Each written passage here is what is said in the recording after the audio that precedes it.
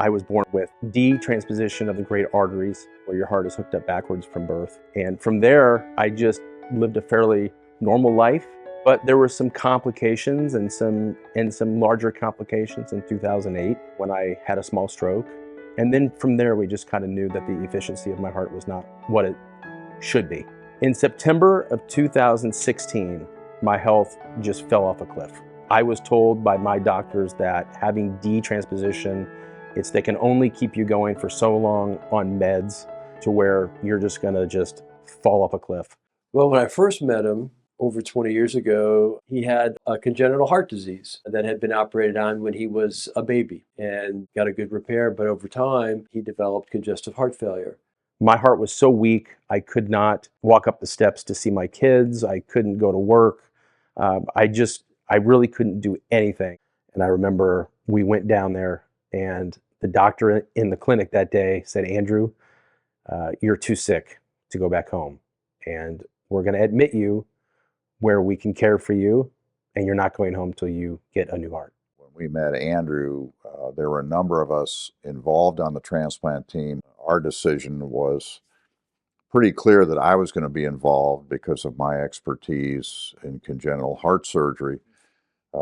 Plus, the decision to do Andrew's transplant comes with a huge responsibility because there's so much more than just the doing. Yes, you got to put the bits and pieces together, and in Andrew's case, they were all screwed up. You have to make sure you have a heart that works afterwards and the knowledge that he's going to do well. It's so important that our transplant patients do well. When you're waiting in St. Luke's at the hospital for so long, I waited about 3 weeks, which doesn't seem like a long time, but when you're in a hospital with a heart pump hooked up to you, it's forever. Every day I try to tell them they're one day closer to a transplant, you know?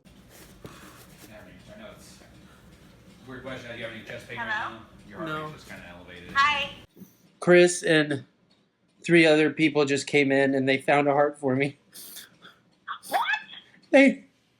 I'm having surgery first thing in the morning. What the fuck? Are you kidding me? Yes, and my heart rate is at like 160 beats a minute right now. Are you kidding me? No, I swear to God. Holy shit. I swear to God. I told you. Yes. Oh my God. In this picture is actually my heart. I asked before my transplant if there's any way that I could see my heart because I knew that it was very, very large. And so I just wanted to be able to see it, and I actually got to hold it.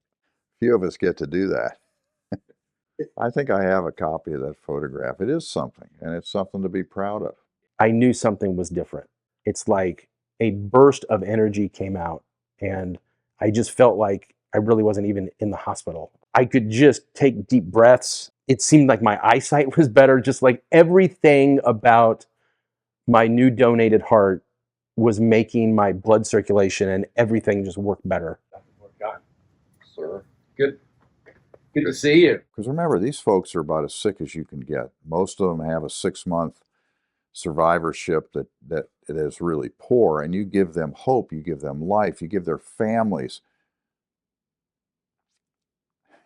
their fathers back, their kids, their spouses. I mean, it is indescribable.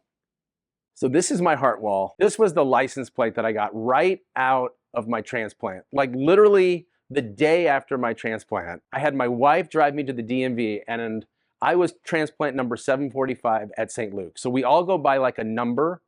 And so 745 was my transplant number. So I immediately, of course, had to get the 745 license plate. And I had as many doctors and nurses sign this as I possibly could. And so that is a very special shirt. And then there's a couple really cute notes from my kids. I became an ambassador almost 6 weeks out. I'm not joking. I think for members of MTN and the board who are not actively involved in transplant, to see someone who has benefited to the extent that Andrew has, it's absolutely heartfelt and heartwarming, as you know that your dedication to MTN will produce a result as good as Andrew has had. Thank you.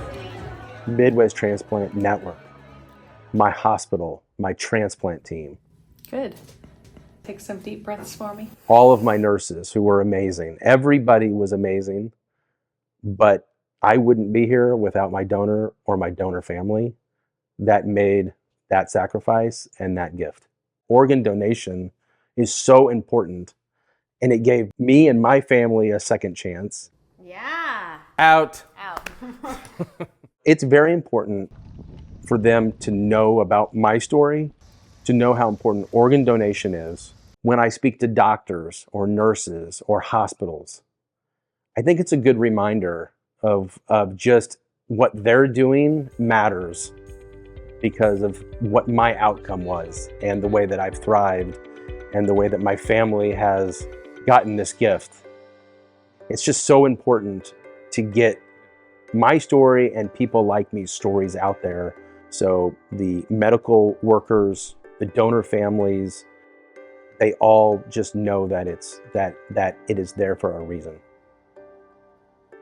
Give hope, share life.